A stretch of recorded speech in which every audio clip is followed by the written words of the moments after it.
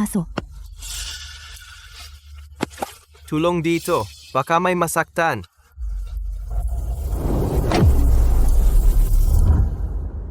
Buksan ang pinto.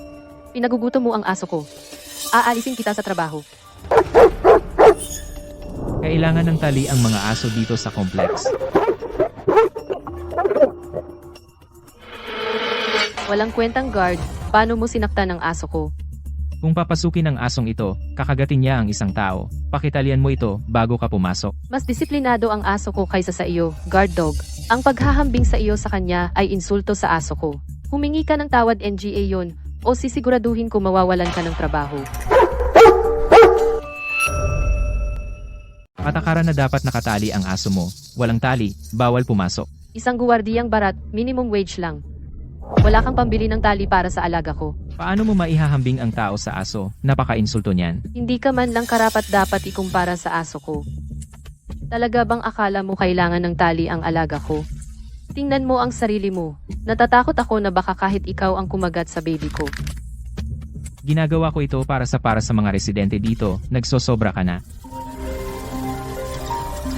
Uy, Sinta. Chloe, may malaking balita ako. Pupunta si nanay sa complex mo ngayon. Pupunta si nanay para makita ako. Alam mo, siya ay isang bilyonaryong CEO. Ibig bang sabihin ayos na sa wakas sa atin? Oo naman, may dala pa siyang regalo. Napakahalaga nito. Mahal, huwag kang mag-alala. Sisiguraduhin ko na masaya si nanay. Natatakot si nanay sa aso. Itali mo ang aso mo. Huwag mong sirain ito. Mag-relax ka. Papasayahin ko siya, pangako. Ang alaga ko ay napakabait. Hindi niya siya tatakutin. Ang nanay niya ay CEO ng isang kumpanyang nakalista sa stock exchange, bilyon ang halaga. Kung mapapangasawa ko ang pamilyang iyon, ngayon ay araw ko. Ang pangarap kong yumaman sa pag-aasawa ay natutupad na sa wakas. Miss Davis, ito ay isang gated community. Lahat ng residente ay mga executive ng Sterling. Sterling Executives, binabantaan mo ako ng mga aliping iyan. Alam mo ba kung sino-sino ang amo nila? Ang lalaki ko. Kami ay ikakasal na. Pero ikaw ang lumabag sa patakaran ng tali. Ikaw ang mali dito. Ang buong kompleks na ito, lahat ng aso ay kontrolado ng nobyo ko. Mas mababa ka pa sa aso ko. Miss Davis, pasensya na. Humingi ka ng tawad, NGA yon. Pasensya na. Huwag kang humingi ng tawad sa akin. Humingi ka ng tawad sa aso ko. Siya ay tagapagmana ng pamilya Sterling. Lumuhod ka at magmakaawa. Tao ako. Paano ako luluhod sa isang aso? Siya ay tagapagmana ng pamilya Sterling. Mas mahalaga kaysa sa iyo. Humingi ka ng tawad ngayon din? Gusto mong mawalan ng trabaho?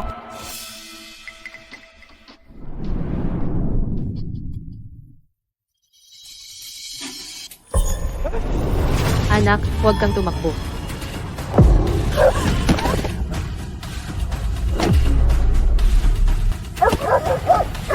Mga gago kayo. Paano kayo nangahas manakit ng alaga ko? Anak ka ng tita. Sino ang nagbigay sa iyo ng lakas ng loob? Ito pala ang aso mo. Bakit wala itong tali? May nakagat ito? Alam mo ba yan? Nasaktan mo ang alaga ko? Babayaran mo ito. Seryoso ka ba ngayon? Nag-aalala ka pa sa aso? Buhay ng tao ang nakataya. May nakagat ang aso mo. Kung may rabies ito, malaking problema iyan. Ang alaga ko ay napakamabait. Siguro ang matandang babae ang unang nanakit sa kanya. Kung nakagat niya siya, karapat-dapat lang. May nakagat ang aso mo. Kailangan nating harapin ito NGA yon. Ang asong iyon ay dapat ding patayin. Buwisit. Kung may mangyari sa alaga ko, walang makakatakas sa inyo. Anak, nasaktan si nanay. Kailangan mong pumunta agad. Nakagat ng aso ang matandang babae. Malala ito. Kailangan ng pamilya na pumunta NGA yon. Ano? Nakagat ng aso ang nanay ko? Kaninong aso yan? Wawakasan ko ito. Maghanda ng tao ngayon. Gusto kong makita kung kaninong aso ang nangahulugang kumagat sa nanay ko. Ang manggulo sa pamilya Sterling? Walang sinuman ang kayang bayaran iyan. Ang anak ng matandang babae, mukhang kahanga-hanga. Maaaring siya ay... Hindi pwede. Kung talaga siyang magiging biyenan ko, bilyonaryo na iyon, dapat may mga alipores siya, kahit papaano, mukhang mandurugas na matandang babae. Tigilan mo na ang pag-arte. Nakikita mo lang na mayaman ako at sinusubukan mo akong dayain. Matandang bruha, marami na akong nakitang katulad mo. Ang anak ko ay mula sa Sterling Group. Sobrang hindi ka makatuwiran. Hindi ka niya patatawarin. Sterling Group. Ang anak ng isang tulad mo, ano bang sila niya? Talunang walang pera. Ay naku, dumudugo siya. Kung maghihintay pa tayo, patay na siya. Tawagan ng 911. NGA yon NA. Kayo lahat ay kasama dito, di ba? Nagtutulungan para dayain ako. Tara na. Mamamatay na siya. Hindi ko problema na malas siya. Kung may mangyari sa anak ko, pagbabayarin ko siya ng buhay niya. Ikaw, bakit sobra kang hindi makatuwiran? Isang aso, ginagawa mong anak. Pero ang buhay ng tao ay walang halaga sa iyo. Lahat kami ay nagtatrabaho sa Sterling. Hindi ka makakatakas dito. Aabutan ka ng batas. Sterling ha, perpekto. Kayong lahat ng mga manggagawa, dapat tawagin ninyo akong Mrs. Sterling. Ako ang magiging babae ng pamilya Sterling. Ikaw, Ikaw ang kasintahan ni Carter. Paano mo kilala si Carter? Sandali. Ikaw ang kanyang. kung sino ako ay hindi mahalaga. Ang mahalaga ay nasira ang iyong magandang panaginip. Ma'am, alam mo kung sino si Carter. Mukhang taga-Sterling Group ka rin. Hulaan ko, malamang janitor lang sa Sterling Group. Isang matandang aso lang ng nobyo ko. Ngayon, tinakot mo ang tagapagmana ng Sterling Group. Dapat kang lumuhod at humingi ng tawad sa kanya. O mawawalan ka ng trabaho. Kahit ikaw si Mrs. Sterling, hindi mo dapat tratuhin ang buhay ng tao na parang dumi. Paano naging mas mababa pa sa aso? Ang buhay ng aso ko ay mas mahalaga. Kahit dumating ang 911, kailangan nilang iligtas muna ang aso ko. Si Carter siya ay anak ko. Anak? Anong problema, anak? Huwag mo akong takutin.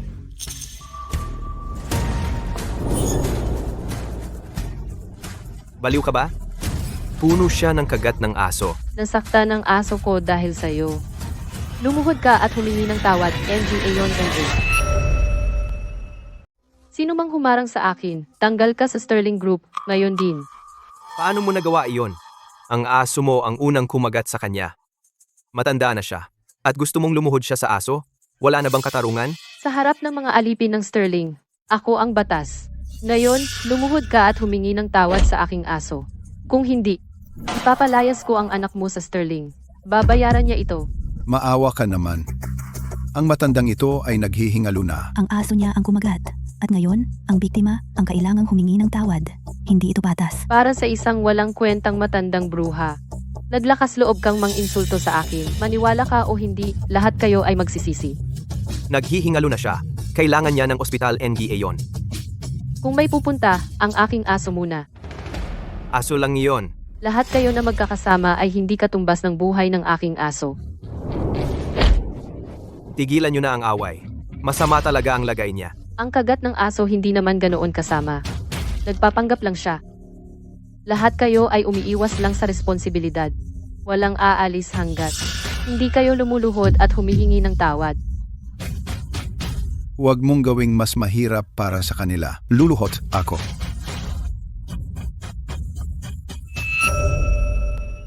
Paano mo nagawa na yumuko sa aso? Medyo hirap na itong babae. Bakit ang pushi mo? Kung magiging masama ito, walang makakalabas ng malinis. Hindi kayo yuko ha. Eh di hindi ko papasukin ang ambulansya. Kung mamatay itong matandang babaeng ito, kawawa kayong lahat. Bilisan mo. Anong problema, honey? Si Mommy ay nasa problema. Bumaba ka at tingnan kung nandoon siya sa complex mo. Ano, ako na. Pinadala ko lang sa'yo ang larawan niya. Bilisan mo. Sinabi ni Carter na si mommy niya ay nasa problema. Talaga kayang itong matandang babae? Ginawa ito ng aso mo sa kanya. Pagdating ng anak niya dito, tapos ka na. Ma'am, ang anak ninyo ay... Siya, yuyuko ako sa aso mo ngayon din. Hayaan mong makita ito ng anak ko.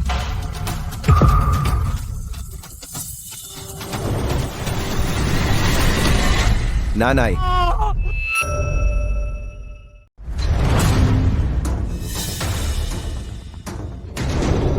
Lumuhod ka at humingi ng tawad sa anak ko. NGA yon. ang sama mo naman. Ganyan mo tratuhin ang isang matandang babae. Carter, kaya ito ang babae na pinili mo para maging manugang ko.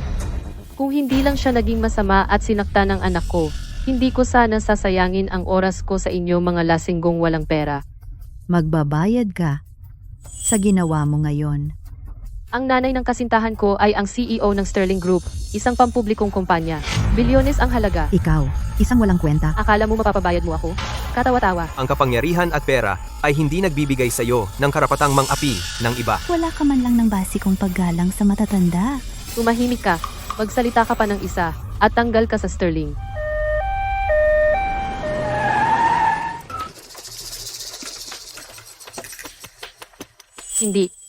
Hindi siya pwedeng umalis. Malubhang na sugatan ng matandang babae. Hindi na tayo makapaghintay. Pakiusap, huwag mo kaming pigilan na iligtas siya. Sige, pwede niyo siyang iligtas, pero sasakay din ang aso ko. Ito ay ambulansya para sa tao, hindi para sa mga alagang hayop. Ang aso ko ay mas mahalaga kaysa sa bawat isa sa inyo. Hindi mo pa rin nakikita kung gaano ito mali. Hahayaan mo ba siyang mawala ng ganito? May pagkatao ka ba? Kung hindi sasakay ang alaga ko, hindi rin makakaligtas ang matandang bruhang iyon.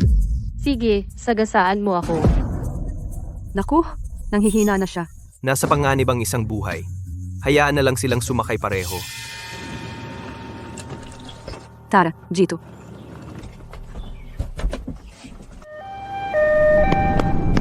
Nanay, yun na yata ang ambulansya na naghahatid sa nanay ko sa ospital. Sundan sila. Immobilize ang lahat ng resources ng Sterling na mayroon tayo. Hanapin kung sino man ang gumawa nito. Walang awa. Kung aalis ka, ano ang mangyayari sa anak ko? Nakikiusap ako. Iligtas mo muna siya, okay? Isama mo ang anak ko o walang papasok. Monica, may nanakit sa anak ko. Ano? Maghintay ka diyan. Papunta na ako. Titiyakin kong makakamit mo ang hustisya. Ang cute ng anak ko at ginawa mo ITO sa kanya. Nagpapanggap lang iyang matandang iyan para iwasan ang pananagutan. Pulubi na iyang matanda habang buhay.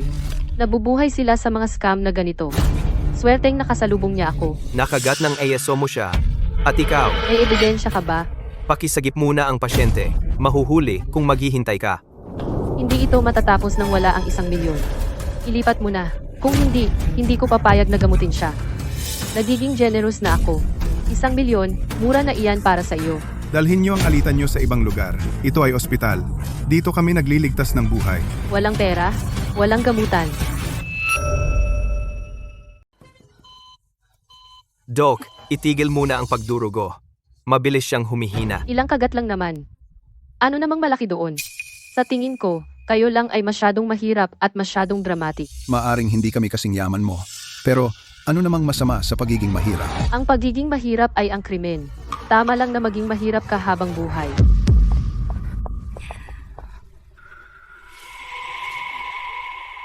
Ang aso ng kaibigan ko ay nagkakahalaga ng higit kalahating milyon. Lahat ng tungkol sa kanya mas mahalaga kaysa sa matandang babaeng ito. May utang kang hindi bababa sa 300,000. Ang mga bayarin sa ospital ng matanda ay problema na. Saan tayo kukuha ng 300,000? MP, hindi makabayad? Eh di bahala na siya. Ang pasyente ay may malalang kagat. Kailangan niya ng anti-rabies injection agad. Kung hindi, may panganib ng impeksyon. Bigyan mo na siya ng injection ngayon. Ako na ang magbabayad. Sobrang santo mo naman. Eh di ikaw na ang magbayad ng 300,000. Ano sa tingin mo? Ikaw?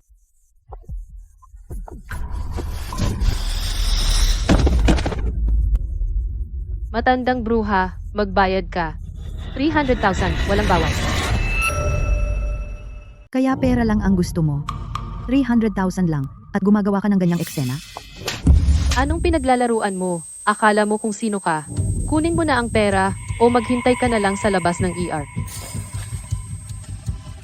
Hindi ko naisip na ako, ang CEO ng Sterling Group ay gaganyanin. Binubuli ang isang matandang pasyente dito mismo sa ospital? May konsensya ka ba? Ito ay ospital. Magpakita ka ng respeto. Ang matalik kong kaibigan ang magiging future lady ng Sterling Group. Kung gagalawin mo siya, bawat isa sa inyong mga worker drone ay mawawala ng trabaho. Matandang bruha, nasaan ang pera? Hindi ka ba nagmamataas? Bibigyan kita ng 300,000 ngayon din, pero sana hindi mo ito pagsisihan. Nakakatawa. Sa aking estado at posisyon, bakit ako magsisisi sa isang matandang bruhang tulad mo? Kaya mo bang magbigay? Ng 300,000 gayon? Natanggap na ang 300,000.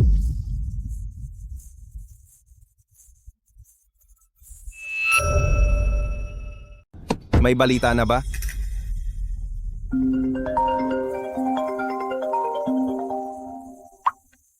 Nanay, nasaan ka? Gaano kalala? Ospital ng Grandview. Pumunta ka rito agad.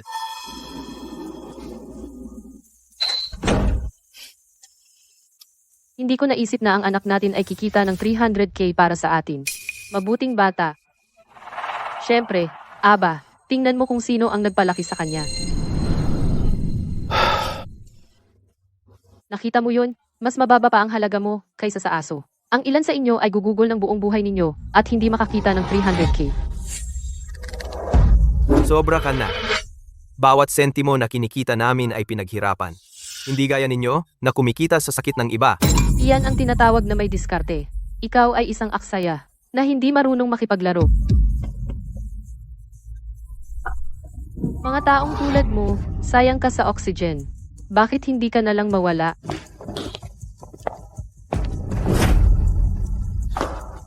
Mahal, anong ginagawa mo rito?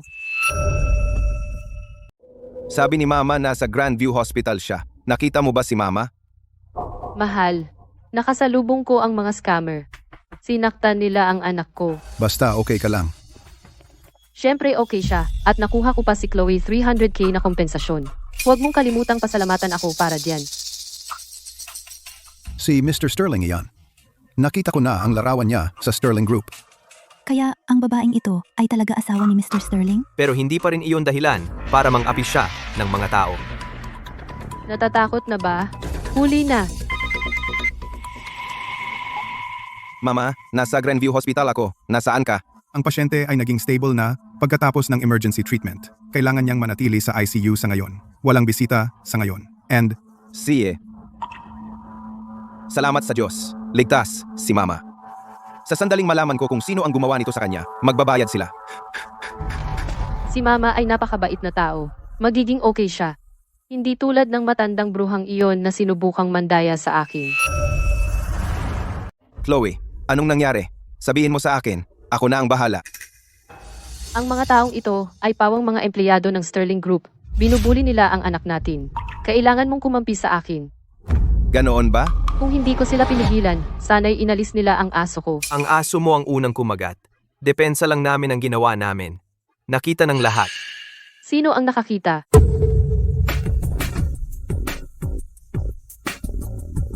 Mahal, kailangan mong parusahan mo sila para sa akin. Sino ang pumalo sa aso? walang nangahas na sumalungat kay Mr. Sterling. Mananahimik na lang ako. Mukhang malas tayo. Siya iyon. Tumulong pa siya sa matandang bruha na manloko sa akin. Mahal, sibakin mo siya ngayon. Nakita ko na ang aso ang unang kumagat at itong lalaki pumagit na at pinalo ang aso para tumigil. Puta, tumahimik ka. Ang anak ko ay hindi pa kumagat kahit kanino. Ang bait niya. Kaya bakit niya kinagat yung matandang bruha ngayon? Eksakto. Tiyak na iyong matandang demonyo ang unang nanakit sa aso ko. Buti nga sa kanya. Ang matandang babae ay kagat-kagat sa buong katawan at nakakuha ka pa ng 300k mula sa kanya. At nagpipilit ka pa rin?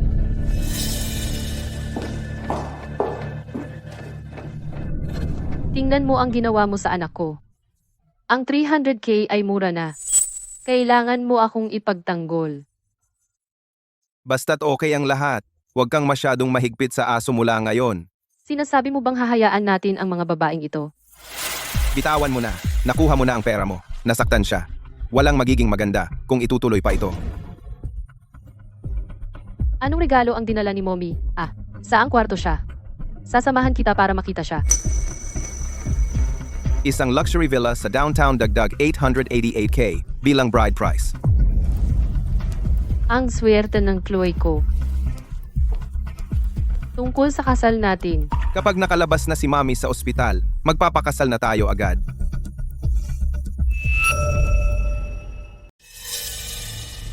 Mr. Sterling, ikaw ang nagpapatakbo ng Sterling Group. Paano ka makapag-alok lang ng 888,000 bilang dote? Hindi ba medyo mababa iyon? Mahal, iyan ba ang tingin mo sa halaga ko? Chloe, huwag kang tumingin lang sa numero. Kung sa tingin mo hindi sapat ang 888,000, sabihin mo lang kung ano ang gusto mo. Hindi sapat ang 888,000? Hindi ako kailanman kikita ng ganyan kalaki sa isang buhay. Ngayon, iyan ang tunay na mayaman. Isang luxury villa na parang walang halaga. Sobrang inggit. Pero iyan si Mr. Sterling. Siyempre, hindi maliit ang dote. Noong ikinasal ang anak ko, 180,000 lang ang nakuha namin. Sa tingin mo makakapantay ka kay Chloe? Mga walang kwenta kayong lahat. Ang 888,000 ay sobra na para sa inyo. Pero hindi ito karapat-dapat para sa aking Chloe. Ang Chloe ko ay matalino at mahinahon, at may degree siya. 888,000? Hindi halos sapat. Tama si Monica. Mahal, ano sa tingin mo? Ano sa tingin mo ang patas? 888,000 at hindi pa siya masaya. Ano, gusto niya ng 3 million? 3 milyon? Paano naging posible iyon? Ang Chloe ko ay karapat-dapat sa 30 milyon. dolyar? 30 milyong dolyar? Sapat na iyan para pakasalan ang 100 asawa. Ang isang degree ay nagkakahalaga ng ganoon? Ang 30 milyon ay hindi medyo sobra. Chloe, hindi ba ang 30 milyon ay medyo mahal? Sinasabi mo bang hindi ako nagkakahalaga ng 30 milyon? Mukhang tama si Monica. Hindi mo talaga ako minahal. Oo, galing ako sa mayamang pamilya. Ngunit ang bigay kaya ay simboliko lamang. Bukod pa, ang villa na iyon mag-isa ay nagkakahalaga ng 10-10 milyon. Ano pa ang gusto mo? Ang villa ay nagkakahalaga ng 10-10 milyon. Hindi na niya kailangan magbigay ng pera. Kapag nakapag-asawa ka na, ikaw ay magiging ang ginang ng sambahayan ng Sterling. Pagkatapos, maaari kang humingi ng kahit anong gusto mo. Makatuwiran iyan. Ngunit, Carter, talaga namang ayaw mo lang magbayad, tama ba? Monica, ang villa na iyon ay talagang nagkakahalaga ng mahigit 100 milyon. Ang bigay kaya ay isang formalidad lamang. At least, naiintindihan ni Chloe. Hindi pwede. Ang villa ay wala sa iyong pangalan. Tanging ang pera ay talagang iyo. Kung hindi mo ipaglalaban kita. Ang ating Chloe ay nagbigay sa iyo 3 taon ng kanyang kabataan. Napakayaman mo, kaya ano ang 30 milyon sa iyo? Tama si Monica. Mahal, hindi ba ako karapat-dapat sa ganyang halaga para sa iyo? Kung mawawala sa iyo si Chloe, saan ka pa makakahanap ng asawang napakaunawain? Chloe, alam mo, ang kumpanya ay nasa kamay ni nanay. Ang 30 milyon ay hindi bastang pera. Ang usapang pera ay sumisira ng mga bagay. Si Monica ay nag-aalala lang para sa akin. Makinig tayo sa kanya sa bagay na ito. Ang ilang tao ay hindi nasisiyahan. Hindi ba iyan sobrang laking bigay kaya? Sino ang tangang magbabayad niyan? Maraming babae diyan. Mr. Sterling, huwag kang matali sa isang tao. Isara mo ang iyong maruming bibig. Bakit mo ako kinakausap ng ganyan? Sino ka ba? Mga basura kayo. Naiinggit ka lang. At saka, kung ang CEO ng Sterling Group magpapakasal para sa 880k lang, hindi ka ba natatakot na pagtawanan ka ng mga tao? Huwag kang mag-alala, mahal. Aalagaan ko ng mabuti si nanay. Sisilbihan ko siya ng todo. Mangyaring sumagot ka na lang ng oo. Kung kaya mong sakta ng isang matanda, paano ka magiging mabuting manugang? Yung babae sa ER, mukha siyang masama at pangit ang ugali. Talagang hindi mabuting tao. Nararapat sa kanya iyon. Nagtataka ako kung sinong manugang ang mapupunta sa katulad niya. Sisiguraduhin ko na si nanay ay aalagaan, pangako. Pakiusap, sumagot ka na lang ng oo. Ang hirap ng pinagdaanan ng nanay ko para palakihin ako. Dahil sa sinabi mo, oo na. Mahal, ikaw ang pinakamahusay. Ibibigay ko sa iyo ang kahit anong gusto mo. Pero kailangan mong tratuhin ng tama si nanay. Huminahon ka. Sumusumpa ako na pakikitunguhan ko ang aking biyenan tulad ng sarili kong nanay. Kapag wala na si nanay, ang bigay kaya at ang villa, sa iyo na lahat. Pagkatapos, magpapakasal tayo. 30 milyong bigay kaya at isang luxury villa. Paano siya naging swerte? Ang mabubuting tao, wala silang nakukuha. Pero ang masasama, lahat nakukuha. Anong alam ninyo, mga talunan? Hindi nyo makikita ang ganyang kalaking pera sa inyong buhay. Tara na't puntahan si nanay. Kailangan nating makuha ang pinakamahusay na doktor para sa kanya. Ang kasal ay malaking bagay. Pera at regalo lamang. Paano naging sapat iyon? Chloe, napakawalang ingat mo. Hindi ako makapaniwala na kailangan ko pang ipaalala sa iyo. Ano pa kaya? Isang mansyon na nagkakahalaga ng milyon-milyon at 30 milyong cash ay hindi sapat? Hindi ito pagpapakasal sa asawa. Isa itong paglilipat ng ari-arian. Sobra na ba tayo? 30 milyong dolyar. Sa tingin ko, sapat na iyan. Huwag kang magsalita. Ako na ang bahala. Isang mansyon na nagkakahalaga ng 10 milyon, 30 milyon na cash. Para sa iyo, Carter. At sa Sterling Group, wala iyon. Ano pa ba ang gusto mo? Ikaw ang tinatanong ko. Ang Sterling Group ay mapupunta sa iyong anak, di ba? Anak? Siya? Siyempre hindi. Ibig kong sabihin, ikaw at ang magiging anak ninyo ni Chloe. Siyempre. Sana lalaki at babae.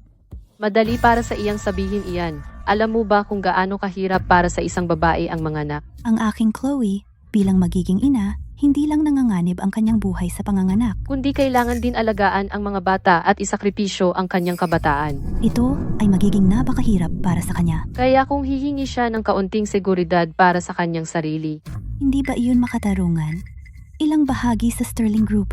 Hindi ba sa tingin mo ang aking Chloe ay karapat-dapat sa isang bahagi? tama si Monica.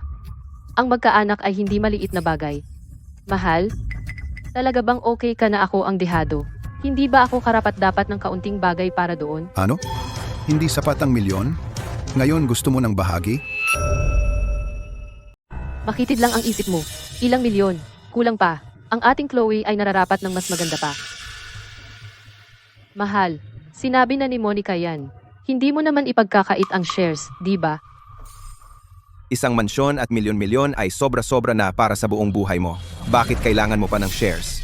Hindi mo pinapahalagahan ang ating Chloe. Talagang hindi mo ibibigay sa akin ang shares. Chloe, Hindi sa ayaw kong ibigay. Ang shares na iyan ay pag-aari ng nanay ko. Hindi talaga sa akin iyan. At ang hiling na ito ay sobra-sobra. Talagang hindi ako pumayag dito. nagdadahilan ka lang. Wala kang pakialam sa akin.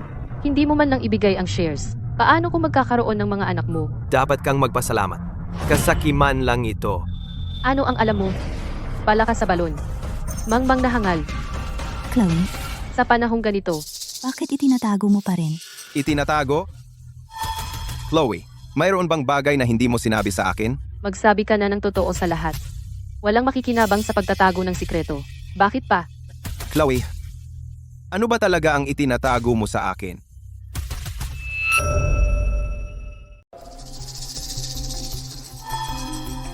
Aatras? Hindi na ikakasal? Lahat dahil ayaw niyang ibigay ang shares? Iiwan niya si Mr. Sterling? Paano kung may ginawa siya para ipagkanulo si Mr. Sterling?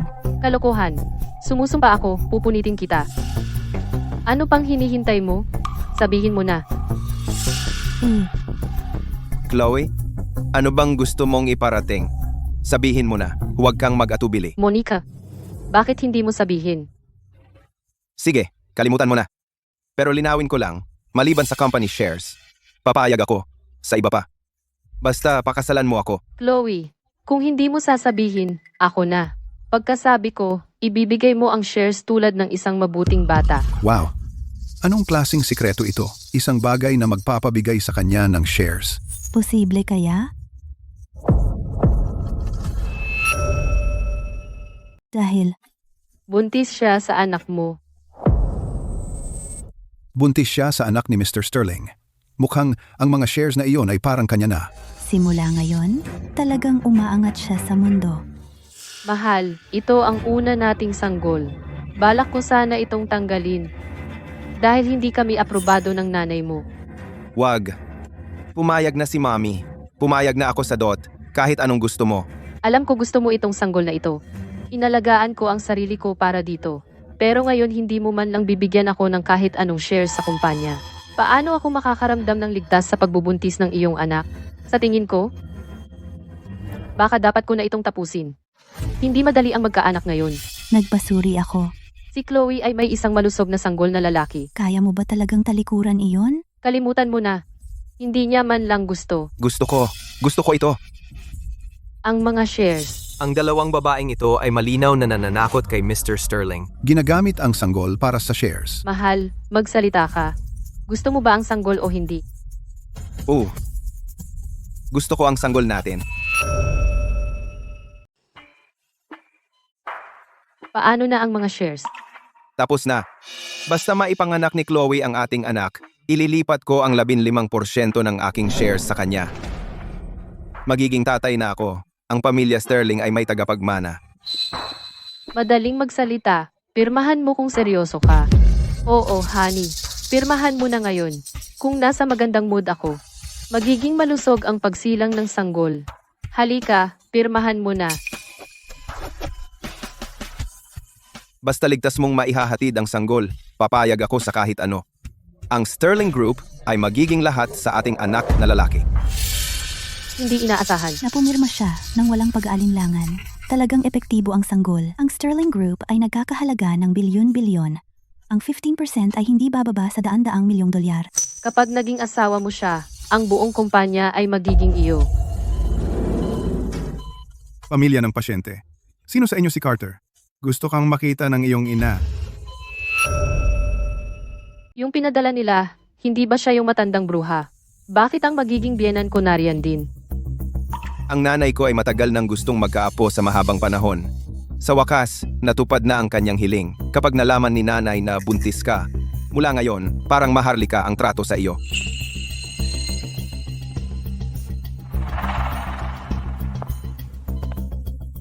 Nanay, okay ka lang? Mabuti na lang matibay ako. Kung hindi, yung aso at yung maliit na bee, siguradong ako'y napahamak. Huwag kang mag-alala, nanay. Hindi ko sila hahayaang makatakas. Pero sa ngayon, may magandang balita ako para sa iyo. Buntis siya.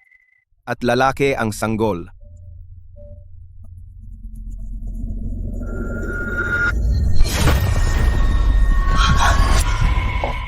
Ikaw, Ikaw?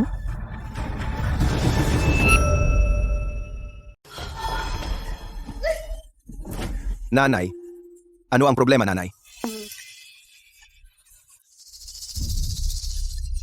Chloe, ano ang nangyayari dito? Ano ang nangyari? Magsalita ka. pasensya na, nanay. Hindi ko alam. Hindi ko alam na ikaw ang nanay namin. Huwag mo akong tawaging nanay.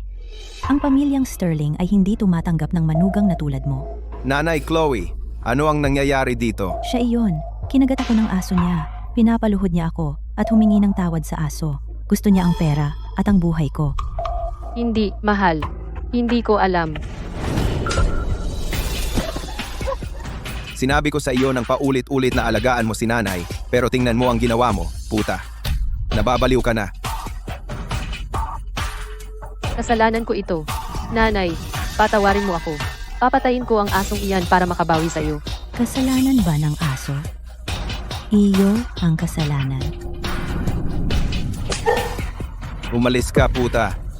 Kanselado ang kasal. Nanay, huwag kang mag-alala. Ang babaeng nanakit sa'yo, hindi siya papasok sa pamilyang ito. At magbabayad siya para dito. Mula ngayon, mag-ingat ka kung sino ang dadalhin mo sa bahay na ito. Hindi pa kita hinahabol at ikaw mismo ang pumunta rito. May lakas ka ng loob na pumunta dito? Sinaktan mo ang nanay ko tapos sinubukan mong lokohin ako sa mga shares? Lumabas ka. NGA yon. Saan lalabas? Si Chloe ay buntis sa anak mo. Itatapon mo ba ang hinaharap na tagapagmana ng Sterling Group? Ang nangyari kay nanay ay kasalanan ko.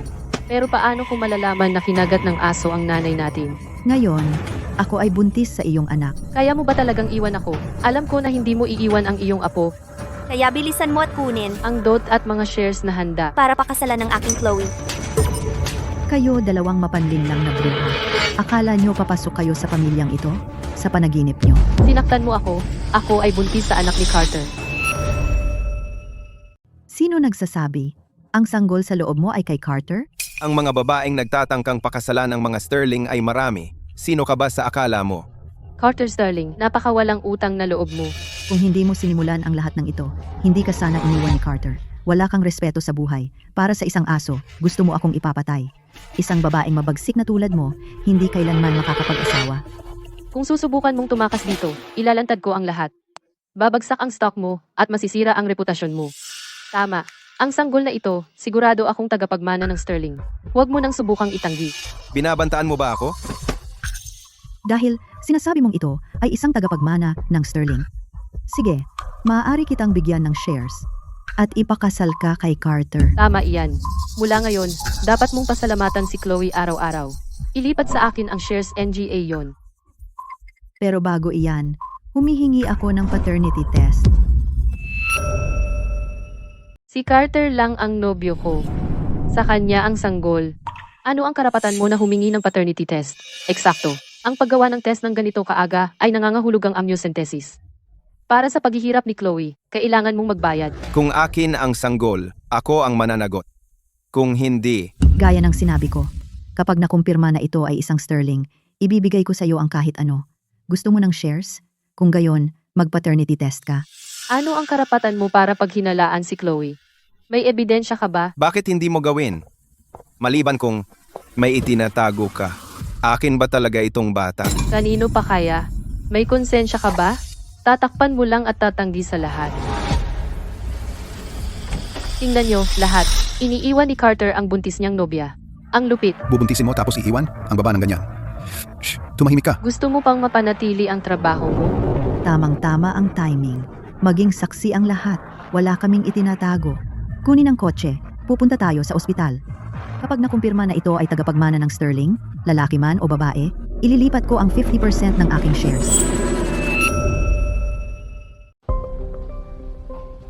Ano ang gagawin natin? Kung talagang itutuloy natin ang paternity test, tapos na ang lahat. Sige, gawin mo. Kapag natapos na ang paternity test, magiging atin na ang shares. Buntis si Chloe. Hindi mo man lang siya matulungang tumayo. Huwag kang mag-alala, inalagaan ko na ang lahat. Pagkatapos nito, Tandaan mong bigyan ako ng parte. huwag kang mag-alala, Monica.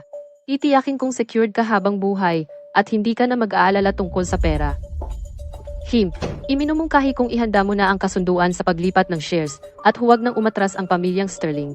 Wala pa ang resulta, kaya bakit ka nagmamadali? Handa na tayong lahat. Naghihintay na lang sa tamang oras.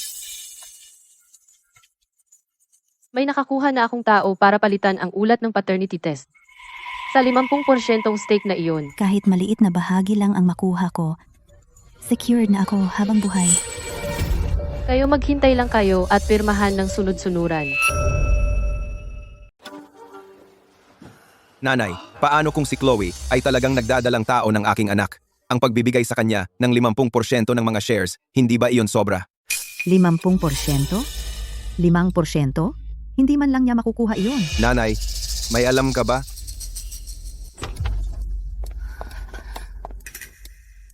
Kapag lumabas na ang mga resulta, Makukuha mo ang 50% ng mga shares ng Sterling. sa sterling ikaw ang may huling salita.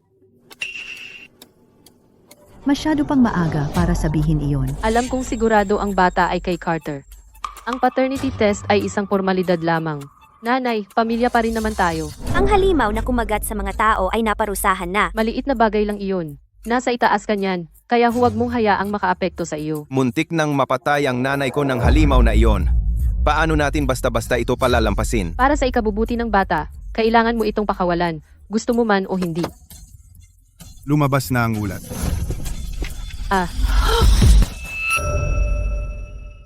Nakita mo na ang mga resulta. Oras na para pirmahan ang kontrata. Talaga? Buksan mo at tingnan mo mismo. Kailangan mo pa bang tingnan? Ipinapakita ng ulat na ito na 100% relasyong biolohikal. Tama. Ang batang ito ay kay Carter. Dylan, anong ginagawa mo dito? Pumasok ako ng palihim. Chloe, huwag kang mag-alala. Ang bata ay akin. Pero opisyal, siya dapat ay isang sterling. Ipapalit ko ang mga resulta mamaya. Magiging maayos ito. Ngayon ay ipinapakita na ang bata ay pag-aari ng pamilyang Sterling. Ang aking regalo sa engagement, ang mansyon, at 50% ng mga bahagi. Dapat ibigay sa akin, lahat. Nakita mo ba iyon? Ito ba ang iyong anak? Anong ginagawa mo? Ikaw na murang basura. Paano mo nagawang lokohin ako? Anong sinabi mo? Tingnan mo mismo. Paano ito posible? Hindi pwede. Naayos ko na lahat. Akala mo ba talaga perpekto ang plano mo na walang makakaalam? Ikaw pala. Ikaw ang nagmanipula. Ang mga laro mo? 30 taon ko nang ginagawa yan. Ano ba ang nangyayari? Tapos na. Lahat tapos na. Pakiusap, patawarin mo ako. Wala akong kinalaman dito. Gusto mong gamitin si Dylan para manloko, palitan ang paternity test report para dayain si Sterling sa mga ari-arian at bahagi nito. At sino itong si Dylan? Siya ang kaluluwang lalaki ng aking pinakamamahal na manugang, ang ama ng kanyang dinadalang sanggol. Pambihira, nagkaisa kayo para dayain ako. Patay ka. Tapos na ang munting laro mo. Oras na para magsara ang kurtina. Ang ating mga puntos ay isa-isang aayusin. Ikaw, ano ang gusto mo?